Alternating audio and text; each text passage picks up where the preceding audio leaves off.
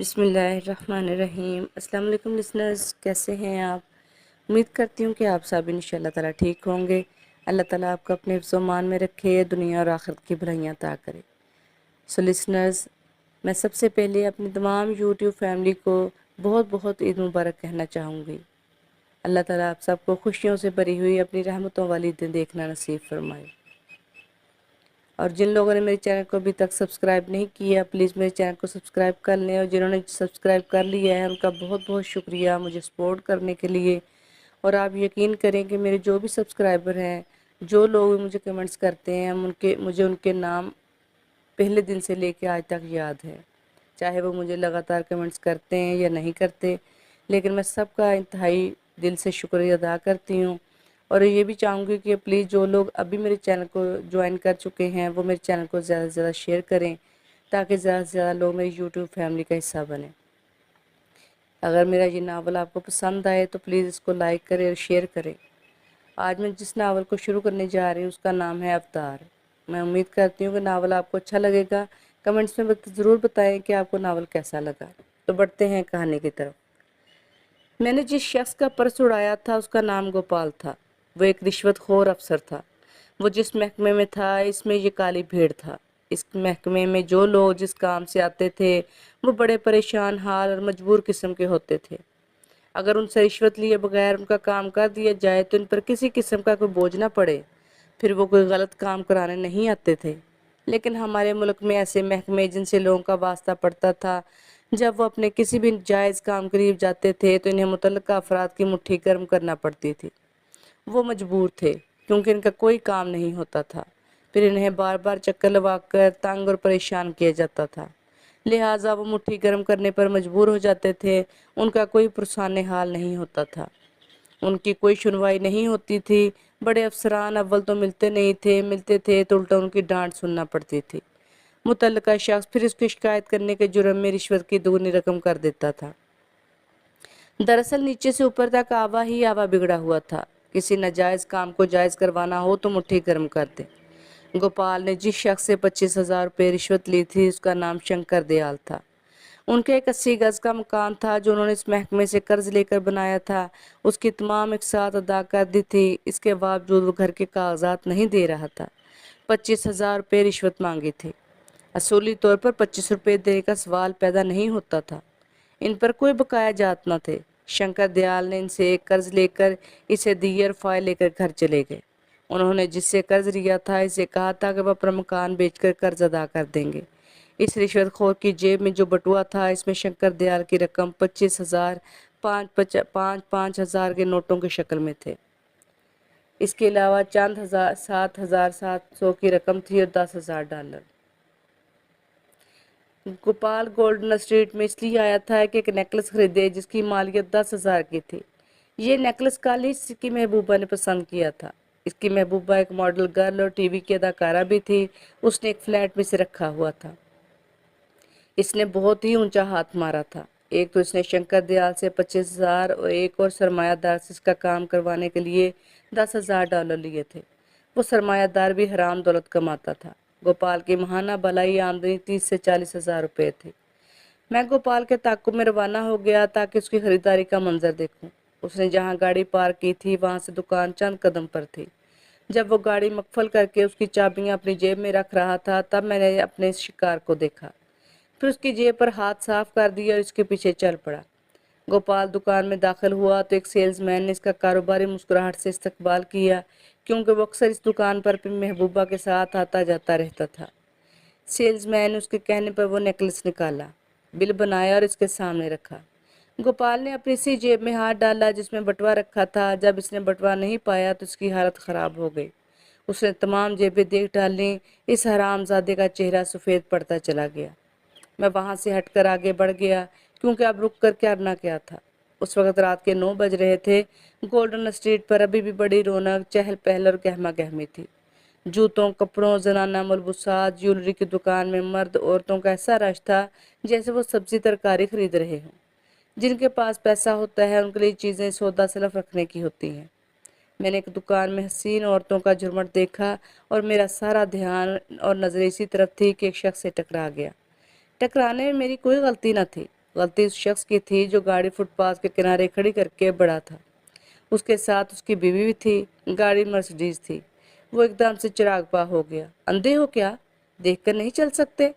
میں نے اسے دیکھا، اس کے چہرے پر جو خشونت تھی وہ مجھے اس طرح سے دیکھ رہا تھا جیسے میں کوئی حقیر سی شے ہوں۔ اس لمحے مجھے بہت غصہ آیا لیکن ضبط کر گیا۔ یہ ڈاکٹر سرجن مکیش تھا۔ اس شہر کے ممتاز ڈاکٹروں میں اس کا شمار ہوتا تھا۔ اس کا بڑا نام تھا۔ یہ ڈاکٹر کم قصاب زیادہ تھا۔ اس شہر میں جتنے مرد لیڈی ڈاکٹر تھے وہ سب قصاب تھے۔ ان لوگوں نے مقدس پیشے کو بدنام کیا ہوا تھا اور اس کی پیشانی پر کلنک کا ٹکا تھے۔ ان کے کلینک مصباح خانے تھے، اچھے، نیک اور انسان دوست، اور اس پیشے کا تقدس والے ڈاکٹر آٹے میں نمک کے برابر تھے۔ یہ لٹیرے تھے۔ انہیں حکومت نے، وزارت صحت نے کھلی چھٹی دے رکھی تھی، لوٹنے کا لائسنس دے رکھا تھا۔ یہ لٹیروں سے بھی کہیں ظالم، سفاک اور بے رحم تھے۔ ان کے دل کے کسی کونے میں مریضوں کے لیے ہمدردی کی رمق نہ تھی۔ ڈاکٹر مکیش ماہر قلب اور سرجن تھے۔ مشورے کی فیس 700 سے 7,000 روپے تک لیتا تھا۔ چاہے وہ مشورہ 2 منٹ کا ہو، وہ فیس کے معاملے میں کسی سے رعایت نہ کرتا تھا۔ آپریشن کے 2 لاکھ روپے، اس کے پاس کیا کچھ نہ تھا۔ وہ اپنے کلینک سے اٹھ کر آیا تھا۔ اس کے پرس میں آج کے مشورے کی فیس کی آمدنی 12,000 روپے تھی اور اس کے علاوہ 30,000 کی رقم اور بھی تھی۔ یوں بھی وہ بڑا بخیل تھا، روپے پر جان دیتا تھا۔ وہ اپنی بیوی کے ساتھ خریداری اور ڈنر لینے آیا تھا۔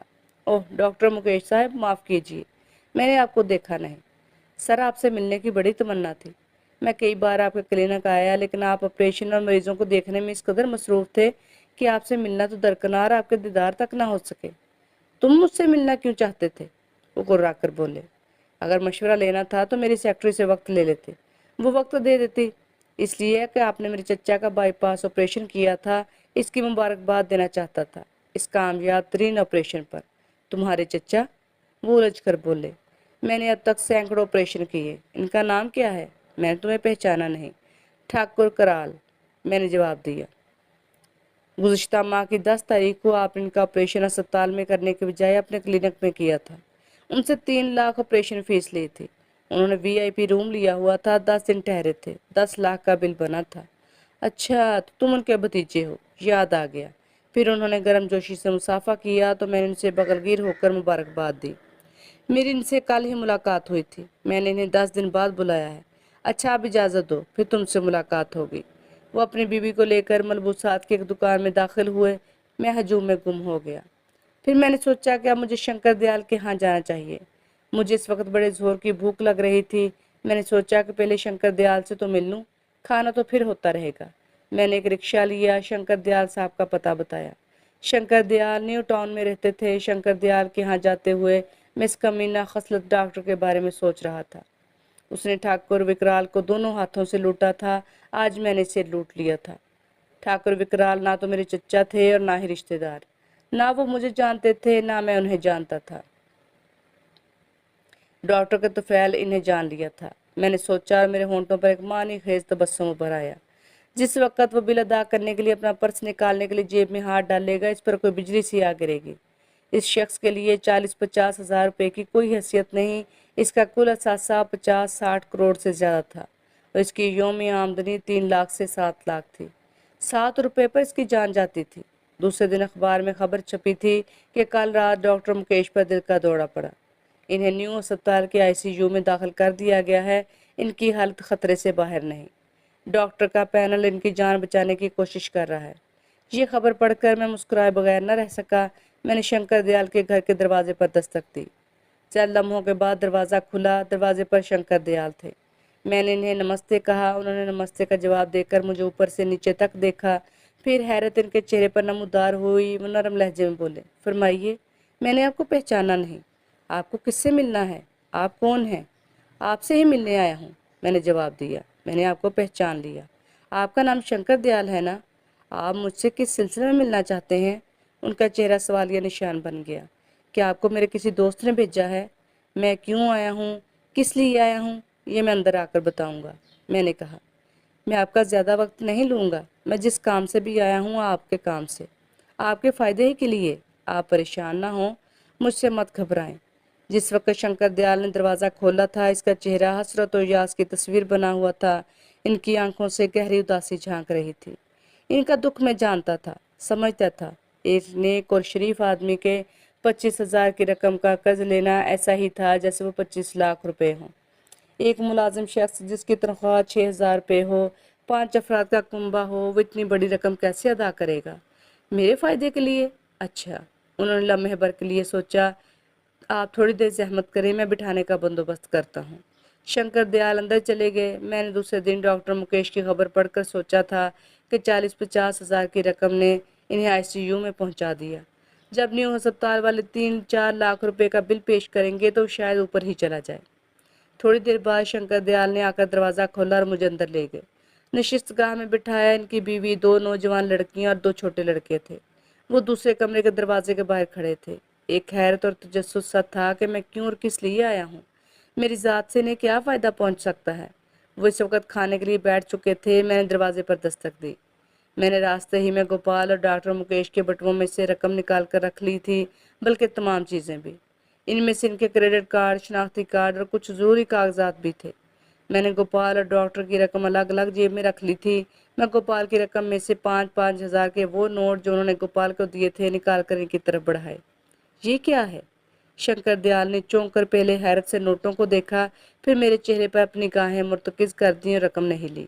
ये वो 25,000 की रकम है जो गोपाल ने आपसे घर के कागजात के एवज वसूल की थी। मैंने कहा, ये आपकी अमानत है। हैं? वो उछल से पड़े। उन्होंने रकम को बेयकीनी से देखा। इन्हें यकीन ना आया कि इसने ये रकम वापस कर दी। क्या आपको यकीन नहीं आया? मैंने कहा। उन्होंने इस बात में सर हिलाया तो मैंने पूछा, आपको यकीन क्यों नहीं आ रहा? इसलिए कि मैंने अपनी ज़िंदगी में ऐसा जलील और खबीस शख्स नहीं देखा। वो हज़ानी लहजे में कहने लगे। मैंने कुछ 6 माह चक्कर काटे, बहुत तंग और परेशान किया। ये कहकर टालता रहा कि फ़ाइल नहीं मिल रही। फिर कहा कि 25,000 की रकम देना होगी। कुल 5 आदमी हैं, फी कस को 5,000 रुपये देने होंगे। उसने मेरे सफ़ेद बालों, मेरे बुढ़ापे और गरीबी का भी कोई लिहाज न किया। ऐसा शख्स इतनी बड़ी रकम वापस कैसे दे सकता है? मेरी बीवी के जेवरात गिरवी रखकर मैंने ये कर्ज रकम ली थी। इसके सिवा कोई चारा न था। मैंने इसे ये रकम वसूल कर ली। मैंने कहा, किस तरह, कैसे? आप इस झंझट में ना पड़े। अब आपको किस बात का डर और खौफ? अब तमाम कागजात का आपके पास मौजूद हैं और आपका बाल तक बिका ना कर सकता। बेफिक्र रहें। मैंने वो रकम इनकी जेब में ठूंस दी। भगवान का शुक्र करें, उसने आपकी बहुत बड़ी मुसीबत टाल दी। आपकी नेकियां काम आ गई। वीराने में जैसे चुपके से बाहर आ गई। पहले तो इनकी बीवी कमरे में दाखिल हुई, फिर इनकी लड़कियां और लड़के कमरे में आ गए। मैंने इन्हें खुश देखा तो मुझे एक अजीब सी खुशी महसूस हुई, ऐसी मुसरत और रूह को सरशारी कि कोई 25 लाख रुपए देता तो भी ऐसी खुशी ना होती। खुशी दौलत नहीं देती। आदमी किसी को खुश करके, खुश देखकर जितना खुश होता है, इतना दौलत पाकर नहीं। कुछ देर बाद जब मैंने रुखसत चाही तो शंकर दयाल ने बड़ी मोहब्बत से मेरा हाथ पकड़ लिया। फिर वो बोले, बेटे, तुम बहुत दूर से आए हो, तुमने खाना नहीं खाया होगा। हमने भी नहीं खाया। जो दाल रोटी है वो हाजिर है। तुमने हमारे साथ बैठकर खाया तो इतनी खुशी होगी कि मैं बता नहीं सकता। तुम इसे अपना घर समझो। तुमने हमें बिन मोल खरीद लिया। हाँ बेटे, शंकर दयाल की बीवी ने ममता भरे लहजे में कहा, तुमने जो इज्जत और मोहब्बत दी और जो एहसान किया, हम इसे कभी नहीं भुला सकते। भगवान सारे जहाँ की खुशियाँ तुम्हारी झोली में डाल दे। तुम इंसान नहीं, भगवान के अवतार हो। तुम्हारी खुशी के लिए हम घर वाले हर लम्हा भगवान से प्रार्थना करते रहेंगे। इनकी बड़ी और छोटी बेटी दोनों ही बावर्ची खाने में घुस गईं। जिस कमरे में मुझे ले जाया गया, फर्श पर दरी बिछी हुई और इस पर दस्तरखान मौजूद था। दस्तरखान पर खाना चुना हुआ था। लौकी की तरकारी, चना दाल, पुदीना की चटनी और चपातियाँ थी। लड़कियां 10 मिनट बाद आईं तो अंडों का आमलेट और पकौड़े तलकर ले आईं। घर बहुत साफ सुथरा था, आईने की मानंद चमक रहा था। सलीका, सुगड़पन और नफासत घर से टपक रही थी। माँ सलीकामंद हो तो बेटियां भी होती हैं। आजकल माएँ लड़कियों को सुगड़ापा और सलीका कहाँ सिखाती हैं। लड़कियों को घरेलू अमूर से ज़्यादा कंप्यूटर, चैटिंग और फैशन से फुर्सत नहीं। इन्हें चाय तक ढंग से बनाना नहीं आती। खाना इस कदर खुश जायका और मज़ेदार नफीस था कि मैंने उंगलियां चाट लीं। लड़कियां बड़ी तमीज़दार थीं। जिस घर में जाएंगी इस घर को स्वर्ग का नमूना बना देंगी। मैं जितनी देर तक इस घर में इनके दरमियान रहा, मोहब्बत, खलूस और अपनायत से मेरा वजूद महकता रहा। एक दिलचस्प बात यह थी कि उन्होंने ना तो मेरा नाम पूछा और ना ही पूछा कि मैं कौन हूँ, क्या हूँ। दरअसल इन्हें इस बात का ख्याल ही नहीं रहा। میں نے چلتے وقت مزید 10,000 کی رقم انہیں یہ کہہ کر دے دی کہ یہ بڑی لڑکی کی جو شادی ہونے والی ہے اس کے لیے ہے۔ وہ حیران تھے۔ پہلے تو انہیں رقم لینے پر اعتراض تھا، میرے اصرار پر لے لی۔ پھر انہوں نے پوچھا کہ مجھے اس بات کی خبر کیسے ہوئی۔ میں نے ان سے کہا کہ جو تھوڑا بہت جہیز کا سامان نظر آ رہا ہے، میں بس اسٹاپ پر آیا تو شنکر دیال بھی ساتھ تھے۔ جب میں ٹیکسی میں سوار ہوا تو وہ اس وقت تک وہاں کھڑے رہے جب تک ٹیکسی ان کی نظروں سے اوجھل نہ ہو گئی۔ صبح 10 بجے میں کرشنا چیمبر پہنچا۔ اس کی 4 منزلوں پر مختلف دفاتر تھے۔ تیسری منزل پر صرف وکلا کے دفتر تھے۔ صرف 2 دفاتر کھلے ہوئے تھے کیونکہ اس وقت تمام وکلا عدالتوں میں حاضری دیتے ہیں اور دوپہر کے بعد آتے ہیں۔ اس وقت جو دفتر کھلے ہوئے تھے اس سے ایسا لگتا تھا کہ آج دن ان کے پاس کوئی کیس نہ آیا، یہ کل کی تیاری کر رہے ہیں۔ کمرہ نمبر 9 بالکل سامنے تھا۔ میں یہاں پہلی بار آیا تھا۔ اس کمرے کے دروازے پر رام لال کے نام کی تختی لگی ہوئی تھی۔ اس کمرے کا دروازہ قدرے بھیڑا ہوا تھا لیکن اندر سے تیز تیز باتیں کرنے کی آواز باہر تک سنائی دے رہی تھی۔ میں قریب گیا، کوئی درخت لہجے میں کہہ رہا تھا، تم وکیل ہوگے اپنے گھر کے؟ تم نے 7 مہینے سے 14,000 روپے نہیں دیے، اس کا کرایہ ہے۔ 1 برس سے بجلی کا بل 6,300 روپے کا ہے۔ تمہارا دوست جو بجلی میں کام کرتا ہے، آخر وہ کب تک اس کی بجلی کٹنے سے بچائے گا؟ تم نے 20,000 روپے اس پہر تک ادا نہیں کیے تو پھر کچھ نہ کہنا۔ وکرم آ کر نہ صرف تمہیں بلکہ تمہارا سامان باہر نکال کر پھینک دے گا۔ تم عدالت میں جاؤ جائے جہنم میں۔ میں نے ایک وکیل سے بات کر لی ہے، اسے 4,000 ماہانہ کرائے پر یہ دفتر دے رہا ہوں۔ وہ 50,000 ڈپازٹ دے رہا ہے، سمجھے؟ وکیل کا نام دھنی رام ہے۔ اس مرتبہ صرف آخری بار 1 ہفتہ کی مہلت دے دو، رام لال نے گڑ گڑاتے ہوئے کہا۔ پھر جو تمہاری مرضی، میں خود۔ تمہارے پاس ایک کیس بھی نہیں، اتنی بڑی رقم کہاں سے دو گے؟ وہ استہزائیہ لہجے میں بولا۔ کیا ڈاکہ مارو گے؟ میں دوستوں سے قرض لے کر تمہاری پائی پائی ادا کر دوں گا، رام لال نے کہا۔ یہ دفتر گیا تو پھر کوئی کیس آنے سے رہا۔ دوست؟ تم کن دوستوں کی بات کر رہے ہو؟ تمہارے دوست تمہاری صورت دیکھتے ہی کرنے کترا جاتے ہیں۔ تمہیں کوئی 10 روپے تک دینے کے روادار نہیں۔ تمہارا رشتہ دار بھی تم سے دور بھاگتے ہیں، تمہاری صورت تک پسند نہیں۔ مصیبت کی گھڑی میں کوئی بھی ساتھ نہیں دیتا، وہ بڑی افسردگی سے بولا۔ وقت کی بات ہے، 3 برس پہلے میری وکالت کتنی اچھی چل رہی تھی، اب میرے پاس آخری صورت رہ جاتی ہے کہ مکان بیچ کر سر سے قرض کا بوجھ اتار دوں۔ مکان؟ دفتر کے مالک نے کہا۔ کہو تو میں اس کا سودا بھی کر لوں، اس کے 4 لاکھ دے دوں آج ہی، یہ مکان کوڑیوں کے مول بیچ دوں، رام لال نے کہا۔ اس وقت ایسے مکان کے 7 لاکھ روپے ہیں اور 3 دن پہلے ایک مکان جو کارنر کا تھا وہ 8 لاکھ روپے میں فروخت ہوا ہے۔ تم 8 لاکھ روپے دو تو سودا بھی اور اس وقت کرنے کو تیار ہوں۔ مجھے نہیں معلوم تھا کہ تم اندر سے اس قدر قائر اور کمینہ خصلت ہو، مالک دفتر بھڑک کر بولا۔ میں دوپہر کے وقت پولیس اور گنڈوں کو لے کر آ رہا ہوں بچوں، میں دیکھتا ہوں تمہیں کون بچاتا۔ میں جا رہا ہوں، اب تم سے کوئی بات نہ ہوگی۔ میں اسی وقت دروازہ کھول کر کمرے میں داخل ہو گیا۔ دفتر کا مالک جو نکل رہا تھا، اسے میں نے روک لیا۔ رام لال مجھے دیکھتے ہی بولا، یار تم اس وقت 1 برس بعد شکل دکھا رہے ہو۔ آؤ آؤ بیٹھو، یہ میرے دفتر کے مالک ہیں۔ آپ نے نہ صرف تمام کرایہ لے لیں بلکہ 2 برس کا پیشگی بھی، ابھی اور اسی وقت۔ رسید دے، رقم لے، میں نے کہا۔ دفتر کے مالک نے حیرت اور خوشی سے میری طرف دیکھا۔ اسے کیا رام لال کو بھی جیسے یقین نہ آیا۔ وہ خواب کسی حالت میں مجھے دیکھ رہا تھا۔ میں نے جیب سے رقم نکالی، رسید کے مطابق ادا کر دی، بجلی کا بھی حساب کر لیا۔ اب میرے دوست پر بقایا جات نہیں رہے تھے۔ اسی وقت ہوٹل کا ملازم آیا تو رام لال نے اسے کہا، راجا جا جلدی سے انڈا پراٹھا میرے اور میرے دوست کے لیے بھی لے آؤ۔ میں نے ناشتہ نہیں کیا، بڑے زور کی بھوک لگی ہے، 2 پراٹھے اور 2 ہاف فرائی لے کر آنا۔ ارے رام بابو، کیا میرے باپ کا ہوٹل ہے جو تم 3 مہینے سے ناشتہ، دوپہر کا کھانا اور چائے اڑا رہے ہو؟ راجا نے جیب سے ایک پرچہ نکال کر اس کی طرف بڑھایا۔ یہ 1330 روپے کا ادھار ہے، مالک نے کہا ہے، ابھی رقم وصول کر کے لاؤ۔ میں نے راجا سے پرچہ لے کر جیب میں رکھ لیا اور 500 کے 3 نوٹ نکال کر اسے دیے۔ یہ لو، اب ہمارا حساب پاک صاف، اور ہاں یہ پرچہ بھی لے جاؤ، اس پر لکھوا کر لاؤ، وصول پائے، اور ہاں انڈا پراٹھا بھی لیتے آنا۔ رام لال مجھے بڑی حیرت اور محبت سے دیکھ رہا تھا۔ میں اسے حیرت اور صدمے سے دیکھ رہا تھا۔ 8-9 ماہ بعد اس سے میری ملاقات ہوئی تھی۔ اس کی بڑی خستہ حالت ہو رہی تھی۔ اس کا شیو بڑا ہوا تھا، قمیض اور اس کا کالر بہت میلا، کوٹ بھی پھٹا ہوا تھا۔ اس کے علاوہ اس کے دفتر کی حالت سے زبوں حالی کی تصویر بنی ہوئی تھی۔ اس کے رخسار پچک گئے تھے، آنکھوں کے گرد سیاہ ہلکے پڑ گئے، جوتے بھی بہت بری طرح گھس چکے تھے۔ وہ وکیل کام اور غربت و افلاس کی تصویر دکھائی دے رہا تھا۔ تم میرے پاس کیوں نہیں آئے؟ میں نے اس کی آنکھوں میں جھانکا۔ اس کی آنکھیں میری مدد سے بھر آئیں۔ کیا میں مر گیا تھا؟ तुम ने पहले मेरी बहुत मदद की, मकान खरीद कर दिया, मेरी शादी के तमाम अखराजात बर्दाश्त किए। इसकी आवाज़ भड़ासी गई। इसकी आंखों से दो आंसू टपक पड़े। मैं क्या मुंह लेकर तुम्हारे पास आता? मैं पहले ही तुम्हारे एहसानात, मैं तुम्हारे 6 हाथ ऐसे मारूंगा कि सारे दांत निकल आएंगे। मैंने तेज़ लहजे में कहा, क्या मैं तुम्हारा दोस्त नहीं? तुम भी बहुत याद आते रहे, लेकिन शर्मिंदगी और खजालत ने तुमसे मिलने ना दिया। उसने निगाहें नीची करके कहा, अच्छा ये बताओ भाभी और बच्चे कैसे हैं? मैंने पूछा, क्या बच्चे स्कूल जा रहे हैं? घर किस तरह चल रहा है? गंगा और बच्चे 2 माह से नानी के यहाँ, उसने मरी हुई आवाज़ में जवाब दिया। फीस ना भरने से इनके नाम स्कूल से कट चुके हैं। दूध वाले, परचून की दुकान, सब्जी फरोश और दीगर के 15-16 हज़ार रुपये चढ़ चुके हैं। मैं 1 महीना से बीवी बच्चों से मिलने नहीं गया। घर उधार पर चलता रहा था। आखिर कब तक चलता? घर और दफ्तर का फ़ोन भी कट चुका है। नाश्ते से फरागत पाने के बाद मैं इसे नाई की दुकान पर ले गया, फिर इसके लॉन्ड्री से धुले हुए कपड़े लिए, फिर एक दुकान से इसके लिए जूते खरीदे, इसके मोहल्ले में जाकर हर एक का उधार दिया। उसने नहाकर कपड़े बदले, स्कूल मोहल्ले में था। 1 साल की फीस भर दी, फिर बाजार से मिठाई और फल खरीदे, टैक्सी की। रास्ते में उसके हाथ पर 10,000 रुपये रखकर कहा, भाभी से कहना मेरी बदौलत एक बहुत बड़ा केस मिला है। 40,000 फीस मिली है। अब किसी का कोई उधार नहीं रहा। मैंने एक दुकानदार का उधार अदा कर दिया है। बच्चों के स्कूल की पेश की 1 साल की फीस भी जमा करा दी है। दफ्तर का किराया भी दे दिया। मुझे जो केस मिला है इसके 2 लाख रुपए मिलेंगे। 40,000 की जो रकम मिली है वो फीस की पहली किस्त है। एक और केस मिला है, इसने 50,000 रुपये दिए।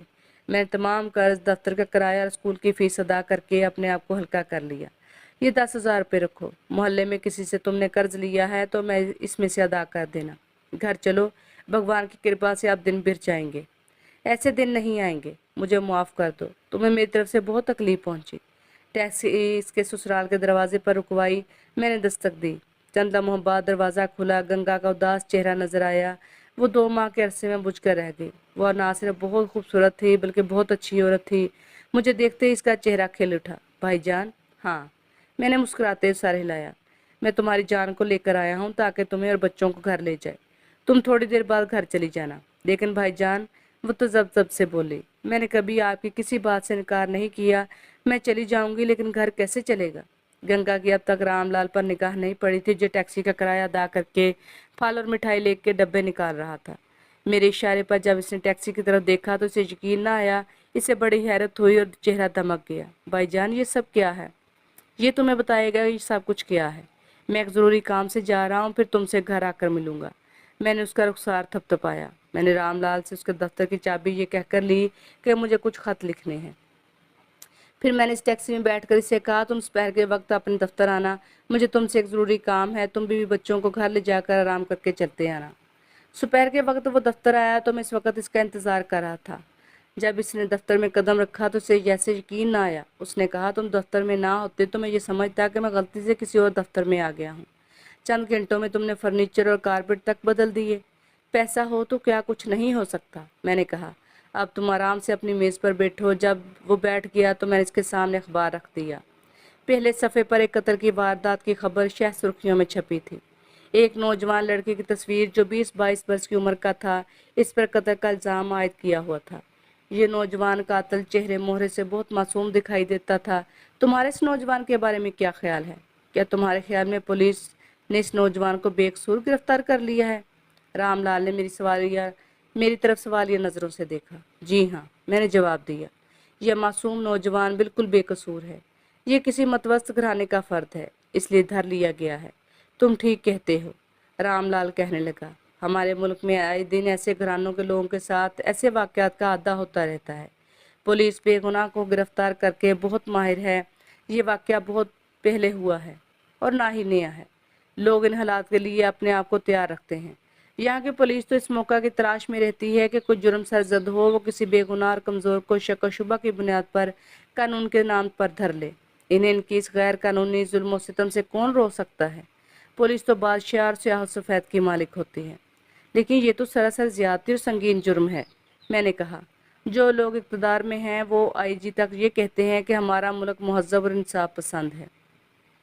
अब हम सारी दुनिया में इसके लिए मशहूर हैं। फिर डीआईजी और आईजी के बयानात में पुलिस की तारीफ़ व तौसीफ़ होते रहते हैं कि हमारी पुलिस को ख्वाह मख्वाह बदनाम किया जाता है।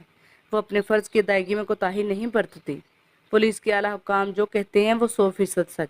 رام لال نے 2 دن کے اخبار اٹھا کر میرے سامنے رکھے۔ اس اخبار میں خبر ہے کہ جیل میں قیدی پر تشدد کر کے اسے موت کے منہ میں پہنچا دیا۔ یہ قیدیوں کے لواحقین کا کہنا ہے اس پر اس لیے تشدد کیا گیا کہ پولیس کی مٹھی گرم نہ کی جا سکے۔ پولیس کا کہنا ہے کہ اس الزام میں کوئی صداقت نہیں، ملزم دل کا مریض تھا، دورہ پڑنے سے چل پڑا۔ پولیس جو کچھ کرتی ہے وہ کہتی ہے وہ قابل اعتبار نہیں۔ میں نے کہا پولیس راج ہے، حکومت اس کی طرف کچھ سوچتی نہیں۔ آج تک کسی حکومت نے عوام اور اس کے مسائل کے بارے میں نہیں سوچا، وہ پولیس کے نظام کے بارے میں کیا سوچے گی؟ رام لال نے کہا۔ میری خواہش ہے کہ تم اس لڑکے کی مدد کرو، رام لال نے کہا۔ تم چاہو تو اس لڑکے کی مدد کر سکتے ہو اور اسے بے قصور بھی ثابت کر سکتے ہو۔ میں اس لڑکے کی ہر قیمت پر مدد کرنا چاہتا ہوں، میں نے جواب دیا۔ میں تمہارے پاس اس لیے آیا تھا اور تم سے کچھ باتیں بھی کرنی تھی۔ میں تمہارے اس جذبے کی قدر کرتا ہوں، رام لال نے کہا۔ اس کا اجر تو تمہیں بھگوان ہی دے گا۔ کیا تم اس لڑکے سے ملے ہو؟ میں کل اپنے دوست سے ملنے گیا تھا تو وہ گھر پر موجود نہیں تھا۔ گھر والوں نے بتایا کہ وہ آدھے گھنٹے میں واپس آئے گا۔ میں نے سوچا کہ گھر میں بیٹھ کر کیا کروں، میں چہل قدمی کرنے نکلا۔ ایک عمارت کے پاس ہجوم دیکھ کر میں اس کی طرف بڑھا، وہاں پولیس کی گاڑی تھی۔ پولیس والے ایک نوجوان لڑکے کو گرفتار کر کے گاڑی میں بٹھا رہے تھے۔ اسے قتل کے الزام میں گرفتار کیا گیا، لیکن میں جانتا تھا کہ وہ بے قصور ہے۔ میں نے تہیہ کر لیا کہ اسے قتل کے الزام سے بری کرا کے رہوں گا۔ اگر میں ایسا نہ کروں تو ایک بے گناہ ناانصافی کرتے چڑھ جائے گا۔ بھگوان نے شاید مجھے اسی کام کے لیے دنیا میں بھیجا ہے۔ تم اس کیس کی مفت میں پیروی کرو گے، میں نہیں کہہ سکتا کہ اس کی نوبت آئے گی یا نہیں۔ بھگوان نے تمہیں جس صلاحیت سے نوازا ہے تم نے اسے اپنی زندگی کا مشن بنا رکھا ہے، رام لال نے کہا۔ شاید مجھے دوستوں میں یہ شرف حاصل ہے کہ تم نے مجھے اعتماد میں لیا ہوا ہے، اپنی ٹیلی پیتھی کی صلاحیت کے بارے میں بتایا ہے۔ بھگوان تمہیں اس صلاحیت سے نواز کر تمہارا امتحان لے رہا ہے۔ اب تک تم ثابت قدمی سے چل رہے ہو، میری دعائیں تمہارے ساتھ رہیں گی۔ آج کے تمام اخبارات نے اس قتل کی واردات کو پہلے صفحے پر نمایاں طور پر شائع کیا ہوا تھا۔ قاتل لڑکے کے علاوہ مقتولہ کی تصویریں بھی تھیں۔ اس لڑکے کی تصویر کے نیچے اس کا نام گوتم لکھا ہوا تھا۔ مقتولہ کی 4 تصویریں چھپی تھیں جس میں وہ ایسے لباس میں تھی جس سے اس کی جسمانی کشش ظاہر ہو رہی تھی۔ اخبارات کو ایسی ہی تصویروں کی ضرورت ہوتی ہے۔ اس اخبار میں پڑوسی عورت مسز رجنی کے الفاظ میں قتل کی رودات چھاپی گئی تھی۔ میں اسے دوبارہ پڑھنے لگا، پہلے بھی اسے پڑھ چکا تھا۔ رات کے 9 بجے کا عمل تھا۔ میں نے اپنے شوہر کو خط لکھنے کے بعد اپنا لباس تبدیل کیا۔ شب خوابی کا لباس پہن کر میں سونے کے لیے بستر پر جا رہی تھی۔ میں نے محسوس کیا کہ شانتی کے دروازے پر کوئی دستک دے رہا ہے۔ میں حیران تھی کہ اس وقت کون آیا ہوگا، کیونکہ شانتی کسی سے ملتی جلتی نہیں تھی۔ وہ اپنے فلیٹ میں اکیلی رہتی تھی، اس کا حلقہ بھی بڑا محدود تھا۔ وہ اور تو اور پڑوسیوں اور فلیٹ کے لوگوں سے بھی ملنا جلنا پسند نہیں کرتی تھی۔ لوگوں کا خیال تھا کہ وہ بڑی مغرور ہے، اس میں پندار حسن بہت ہے، زوم اور تکبر۔ اس کے متعلق باتیں ہوتی رہتی تھیں۔ اسے کسی بات کی پرواہ نہ تھی۔ وہ جس فلیٹ میں کچھ سال 2 سال کے عرصے سے زندگی گزار رہی تھی۔ اس نے 2 شادیاں کی تھی جو صرف 4 برسوں تک ازدواجی حیثیت سے قائم تھی۔ اس کی دوسری اور آخری شادی کو کوئی 7 سال کا عرصہ ہوا تھا۔ بلا شبہ وہ اتنی حسین اور پرکشش تھی کہ شادی کر کے گھر بسا سکتی تھی۔ دوسری شادی کے طلاق کے بعد 5 برس کے بعد اس فلیٹ میں آ کر مقیم ہو گئی۔ وہ ایک مقامی فرم میں اس فرم کے MD کی پرائیویٹ سیکرٹری تھی۔ اس کی زندگی بڑی پراسرار تھی۔ وہ دفتر سے واپس آنے کے بعد اپنا وقت گھر پر گزارتی تھی، باہر نہیں جاتی تھی۔ چھٹی والے دن بھی وہ اپنے گھر گزارتی تھی۔ وقت اس کے ہاں کوئی ماسی بھی کام نہیں کرتی تھی، وہ خود ہی صفائی وغیرہ کر لیتی تھی۔ یہ کوئی نہیں جانتا تھا کہ وہ کہاں سے آئی تھی۔ شانتی کے بارے میں جاننے کے لیے تجسس جنون کی حد تک بڑا ہوا تھا، لیکن اس کے بارے میں کوئی عورت زبان زیادہ نہ جانتی تھی۔ میں بھی ان عورتوں میں سے ایک تھی، شانتی کے بارے میں جاننے کے لیے خواہش مند تھی۔ شانتی کے بارے میں جو کچھ معلوم ہوا تھا اس کی ایک سہیلی سے جو صرف ایک مرتبہ اس سے ملنے آئی، پھر وہ کبھی نظر نہ آئی تھی۔ میں نے اسے نیچے زینے پر جا لیا تھا اور باتوں باتوں میں اسے معلوم کر لیا تھا، پھر بھی اس نے کچھ زیادہ نہیں بتایا تھا۔ اس نے مجھ سے کہا تھا کہ شانتی ایک خشک عورت ہے۔ جب اس کے دروازے پر دستک ہوئی تو میں نے پپ سے جھانک کر دیکھا۔ دروازے پر ایک خوبصورت نوجوان اور دراز قد لڑکا اپنی جیب میں ہاتھ ڈالے کسی قدر مضطرب اور پریشانی کے عالم میں کھڑا ہوا تھا۔ وہ چوروں کی طرح گھبرا کر راہداری کا جائزہ لیتا، کبھی زینے کی طرف کبھی میرے فلیٹ کی طرف دیکھتا۔ چند لمحوں کے بعد دروازہ کھلا، شانتی دروازے پر تھی۔ شانتی کو اس بات کی کوئی فکر اور پرواہ نہیں تھی کہ وہ کس حالت میں ہے اور اس کے سامنے ایک نوجوان لڑکا کھڑا ہوا ہے۔ اس نے اس لڑکے کو بڑی حیرت سے دیکھا، لیکن دوسرے ہی لمحے وہ چونک سی گئی۔ اس کے چہرے پر خوف سمٹ آیا۔